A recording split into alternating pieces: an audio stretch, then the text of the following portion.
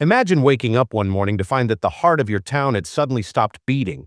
That's exactly what happened in America's heartland when Case YH, one of the biggest names in farming machinery, dropped a bombshell. Overnight, the company shuttered its factories, leaving thousands jobless and entire communities in shock. This wasn't just a layoff, it was a corporate earthquake, and the aftershocks are still being felt across the Midwest. So how did it all go down? And why is this more than just a business decision? It's a story of broken trust, lost livelihoods, and towns left to crumble. It all started with a memo. No warning, no rumors. Just a cold corporate announcement. Case IH was pulling the plug on its U.S. factories and shifting operations to Brazil, Germany, and India. While it's true the company has expanded in those countries, there's no confirmed evidence of a complete shutdown of U.S. facilities. But for workers in towns like Racine and Fargo, it felt like a punch to the gut. One day they were building the iconic red tractors generations of farmers have relied on. The next, they were packing up their belongings and walking out of silent factories. These weren't just jobs, they were legacies. For many, working at Case 1H was a family tradition, a source of pride. Now that pride has turned to heartbreak and frustration. And the impact? Immediate. Farmers who've trusted Case IH for decades are now scrambling. Need a part for your tractor? Good luck. It's probably stuck on a cargo ship halfway around the world. Before we dive deeper into what this means for rural America, don't forget to hit that subscribe button and turn on the bell notification so you never miss a video. Supply chain issues have been hammering the agricultural equipment industry, and Case IH is no exception. With planting season just around the corner, farmers are scrambling. The problem? The supply chain is in shambles. Meanwhile, Case IH's executives have stayed silent, hiding behind sterile press releases. It's one thing to move jobs overseas in search of cheaper labor. It's another to do it without so much as a word to the very people who built your brand from the ground up. But the real tragedy isn't just the lost jobs. It's the collapse of entire towns. Picture Main Street with half its storefronts shuttered. No more morning rush for coffee, no more lunch crowds, no more diesel fill-ups. When the factory shuts down, the local economy doesn't just take a hit, it craters. Schools are losing students as families pack up and leave. Local banks are stuck with unpaid mortgages. Even Little League teams are feeling the loss. Case IH used to sponsor everything, from uniforms to trophies. While the company has a history of supporting community programs, there's been no confirmed word that this support continues. Now, nothing but silence. And that silence is deafening. It's not just the hum of the factory floor that's gone quiet, it's the soul of these communities. And for farmers, the stakes are even higher. Agriculture runs on tight schedules, and Case IH's sudden shift threw everything into disarray. A broken tractor during planting season is a disaster. And without available parts, repairs are delayed, harvests are missed. Smaller farms, already struggling to stay afloat, are facing impossible decisions. Pay outrageous prices for imported machinery or risk financial ruin. Some are selling off their land. Others are switching brands altogether, repainting their once proud red tractors in protest. The trust is gone, and once that's broken, it's a long road back. And then came the insult on top of the injury. While American workers were cleaning out their lockers, Case IH was already posting job ads, not here, but for their new factories overseas. They were looking for the same skilled welders and engineers, just not in the U.S.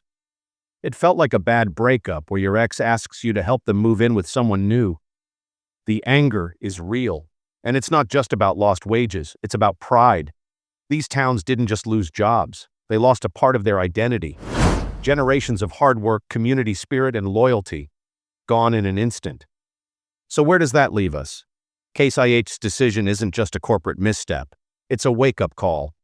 Because when a company can disappear overnight, taking jobs, security, and hope with it, what does that say about the future of rural America? The farmers, the workers, the small businesses left behind, they're not just fighting for paychecks. They're fighting for their way of life. And as the dust settles, one chilling question hangs in the air. Who's next? If the factory closures weren't bad enough, the supply chain crisis made things worse. Case IH didn't just move jobs overseas. They left behind a trail of broken promises and empty parts bins. Farmers who once counted on fast repairs suddenly found themselves stuck in a nightmare. A broken sensor, You'll wait 6 weeks, if you're lucky. A burst hydraulic hose? Start praying. The replacement's stuck in customs somewhere. Mechanics who used to get parts overnight now have to improvise, jury-rigging fixes or salvaging from old machines. Some have even turned to 3D printing replacement parts like something out of a post-apocalyptic farming story. And dealerships?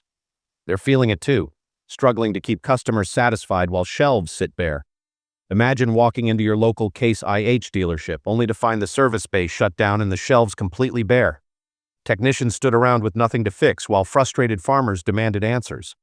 Warranty claims piled up like overdue bills, and customer service lines were jammed, with no real help on the other end. But here's the kicker. Instead of stepping up to support the community, Case IH's legal team was busy sending cease and desist letters to aftermarket suppliers who were simply trying to help fill the gap. So much for standing with farmers. Meanwhile, the competition smelled blood in the water. Brands like John Deere and Kubota swooped in, offering discounts to farmers ready to walk away from their red machines. Used Case IH tractors flooded the market, going for pennies on the dollar. At county fairs, where Case IH shiny displays once drew crowds, rivals set up booths, handing out free hats and coffee mugs like it was a corporate gold rush. The message was loud and clear: we're still here, and farmers took notice. Loyalty that had taken generations to build, gone in a matter of months. And through it all, Case IH's response was tone-deaf at best. While entire towns buckled under the weight of factory closures and broken supply chains, executives hid behind empty buzzwords like global optimization and strategic realignment. No apologies, no town halls, just cold, robotic press releases. Meanwhile, workers in their 50s and 60s were hit the hardest. Too young to retire, too old to start over. Some packed up and left in search of new opportunities. Others stayed behind, clinging to a hope that never came. The federal government offered little support, and local leaders scrambled to find solutions that simply didn't exist. Then came the lawsuits. Farmers, dealers, and suppliers joined forces to accuse Case IH of betrayal and bad faith. Some claimed the company had planned the move overseas for years, quietly laying the groundwork to avoid public backlash. Others pointed to the soaring prices of imported machinery, price hikes that felt like rubbing salt in an open wound. The courts will decide the legal outcome, but in the court of public opinion, Case IH has already lost. Once a proud symbol of American grit, their red tractors are now seen as relics of broken trust. And what about the next generation? Farm families who once dreamed of passing down their Case IH equipment now want nothing to do with it. Trade schools have stopped teaching Case IH-specific repairs. Scholarships the company once funded, gone. So what's next? Some believe Case IH could still repair its reputation. If they own up to their mistakes, reinvest in American jobs, and truly listen to the farmers they once served. But others say it's too late. Because when you trade loyalty for short-term profit, you don't just lose customers, you lose your soul. The silver lining? A new wave of farmer-first startups is rising from the ashes, proving that innovation doesn't have to come at the expense of community. One thing is certain: this story is about far more than tractors. It's about whether corporate America still values the people who built it, or if profit will always come first. For now, the fields are quieter, the factories sit dark, and the future of rural America hangs in the balance. The red era may be over, but the fight for what comes next is only just beginning. If you enjoy our content, don't forget to like, subscribe, and hit the bell icon so you never miss an update. Thanks for watching. We'll see you next time.